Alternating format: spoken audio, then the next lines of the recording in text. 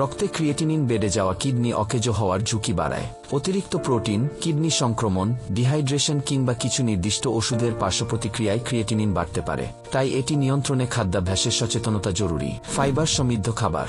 Fibre রক্তে ক্রিয়েটিনিনের মাত্রা কমাতে সাহায্য করে। খাদ্যতালিকায় শাকসবজি, দানাশস্য এবং কম পটাশিয়ামযুক্ত ফল যেমন আপেল, পেঁপে, নাশপাতি রাখুন। কম প্রোটিন।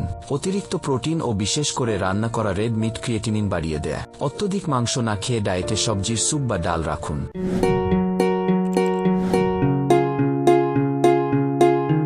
পর্যাপ্ত পানি পান। ডিহাইড্রেশনের ফলে ক্রিয়েটিনিন বাড়তে পারে, তবে কিডনি রোগীদের ক্ষেত্রে চিকিৎসকের পরামর্শ নিয়ে মেপে পানি পান করা উচিত। সোডিয়াম কম খাওয়া। অতিরিক্ত লবণ রক্তচাপ বাড়ায়। প্রক্রিয়াজাত খাবারে থাকা উচ্চমাত্রার সোডিয়াম ও ফসফরাস কিডনির সমস্যা বাড়ায়, তাই এগুলো এড়িয়ে চলুন। যা খাওয়া যাবে না: রেড মিট, আলু, টমেটো, কলা, কমলালেবু, দুগ্ধজাত খাবার, আচার, ক্যান্ড খাবার, প্রক্রিয়াজাত মাংস ও ব্রাউন রাইস। ধূমপান ও মদ্যপান। ধূমপান ও অতিরিক্ত মদ্যপান কিডনির অসুখের ঝুঁকি অনেক বাড়িয়ে দেয়, তাই এগুলো পরিহার করুন।